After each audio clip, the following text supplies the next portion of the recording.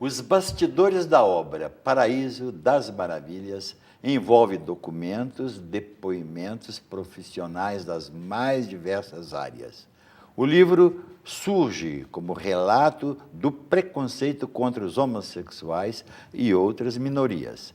E para entendermos por que a sociedade continua a ignorar a condição sexual diferenciada, voltamos com o professor de letras do UNBH, Luiz Morando. Luiz Morando, então, as fontes suas. Você escreveu um livro de 320 e tantas páginas, não é? Sim. Uma coisa que de fôlego, foi atrás com aquela atenção de um Sherlock Holmes, vamos descobrir o criminoso, vamos descobrir o que é, e vamos descobrir a verdade que está por trás de um relato.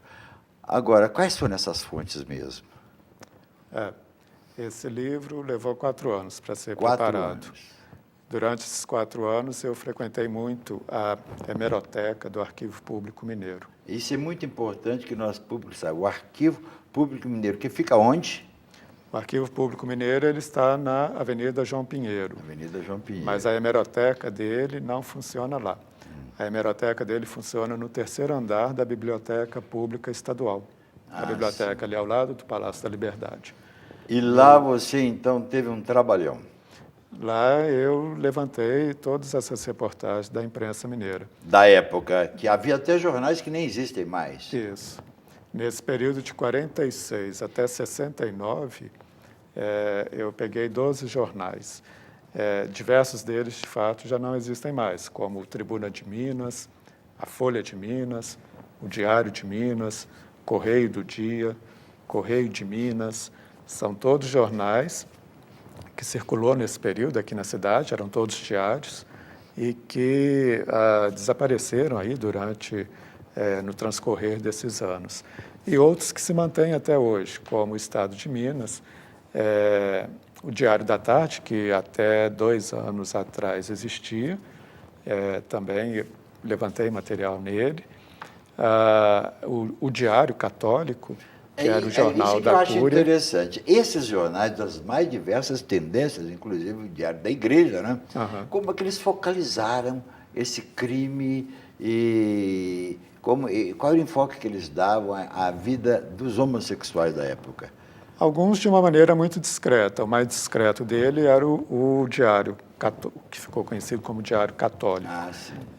O Diário Católico, ele sempre, de uma maneira muito discreta e muito censurada, vamos dizer assim, relatava o fato, mas sempre acompanhado de alguns comentários morais, no sentido de chamar a atenção do leitor para o que havia de imoral naqueles fatos.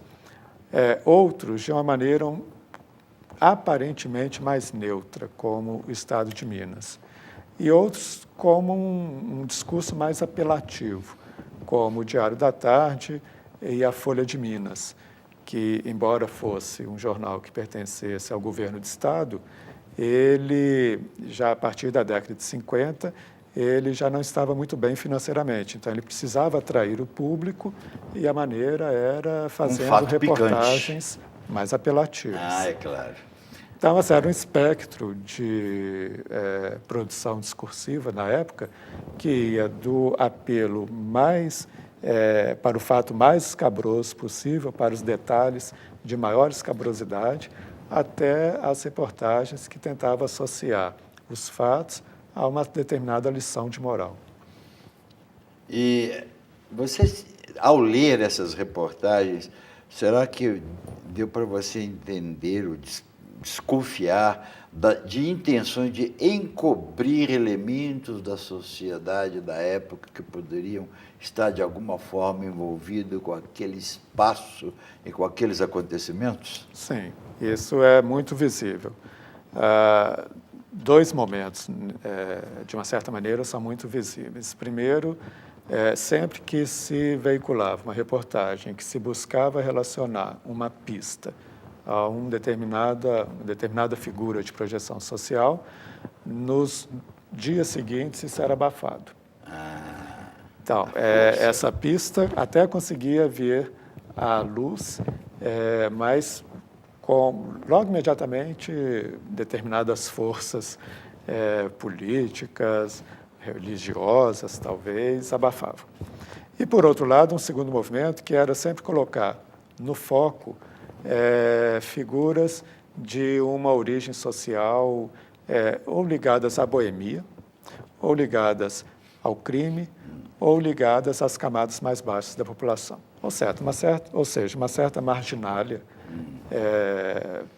que a gente pode perceber, por exemplo, no caso do bailarino Paulo Gomes de Matos, que era um cafetão, ele vivia às custas das mulheres que praticavam a prostituição na zona boêmia, e ele era um dançarino de cabaré na cidade. E, ao mesmo tempo, à noite, ele assaltava homossexuais no Parque Municipal. Ah, quer dizer que havia também esse aspecto do assaltante, ir lá para Os aproveitar que o indivíduo homossexuais está eram ali, muito não devia visados. estar, então vamos assaltar. E era muito fácil de serem chantageados naquele período, claro. porque... Se eu abrir a boca no mundo aqui, sua moral é a zero. Isso. Tá, era uma maneira de... se o assalto não se dava por meio da chantagem, se dava por meio da violência física. Violência. E livros, você cita vários livros, mas esses livros são mais sobre um referencial teórico da coisa, Sim, não é? um referencial. Não sobre esse fato, não é? Não. A imprensa fora de Minas Gerais também Cobriu. denunciou, falou do fato. Você tem lembrança de algum jornal fora de Minas que falou do assunto? Ah, sim. No Rio de Janeiro, o Globo O Globo falou. cobriu a Última Hora também, do Rio de Janeiro, Sim. que era de Samuel Weiner. Foram dois jornais, a Tribuna da Imprensa também, do Carlos Lacerda, no Rio, cobriram principalmente os anos de 53 e 54, que é quando desce. Em maio de sei, o fato 53, dele o aparecer Décio na é vida preso. pública. Ô, Luiz, nós estamos com o nosso programa já quase no fim, mas eu gostaria que você falasse mais uma coisa. Foi difícil publicar o livro? Não, difícil não foi. Qual foi a editora? Argumentum, uma editora aqui de Belo Horizonte. Ah, de Belo Horizonte? Sim. E essa editora abriu as portas para você com facilidade? Eu apresentei o livro a eles, a comissão editorial avaliou e aceitou a publicação. Ah, que ótimo. Eu não quis, como era o primeiro livro que eu publiquei, como eu não tinha, então, um certo nome na praça, eu preferi procurar uma editora local, em vez de tentar editoras de grande porte. É mais difícil, é claro. Que seria mais difícil.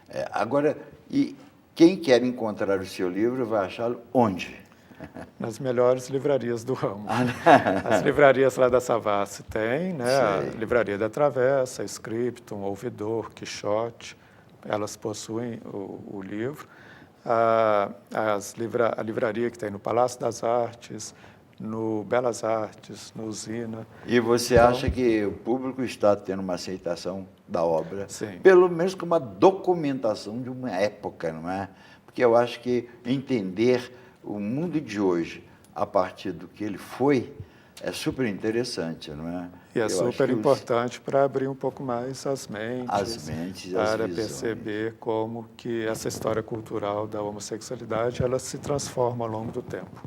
E também da criminalidade, que é o que está aí atrás de tudo isso e que ocasionou a produção do livro, não é? Sim. Luiz, nosso programa, infelizmente, chegou ao fim. Você deu alguns depoimentos super interessantes. Obrigado. Mostrou o que foi feito.